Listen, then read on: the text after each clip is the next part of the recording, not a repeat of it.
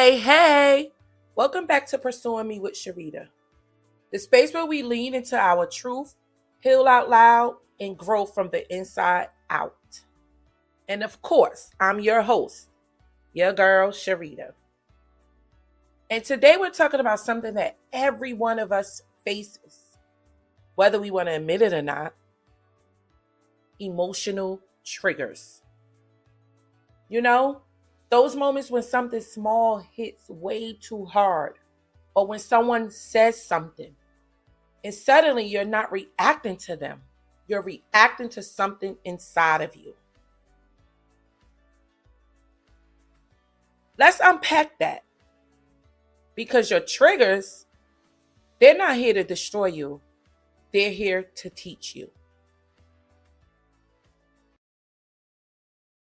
Let me say this clearly. Triggers are messengers. They're little signals that's there, still a wound that hasn't fully healed, still a need that hasn't been met, still a story you've been carrying that maybe, just maybe, it's time to rewrite. Imagine this: you're having a good day, and out of nowhere, someone makes a comment.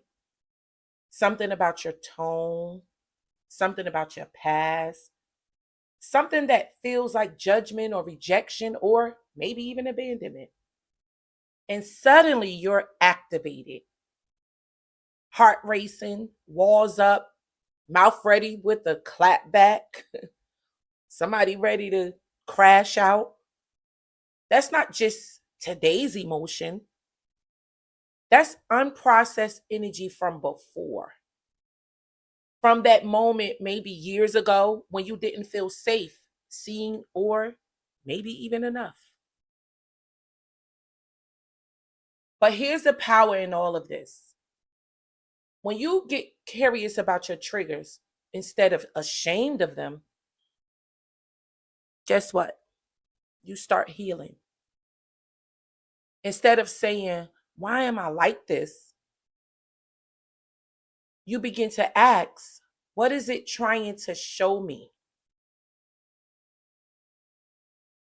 Your emotions are not enemies, they're guides. And your triggers, they're pointing to the next place you need to give yourself love, understanding, and compassion. Let me repeat that for someone who needs it. Your triggers is not your weakness, it's your opportunity. It's showing you where you're still carrying It's showing you where you still carrying pain. So you can't stop living from it and start healing through it.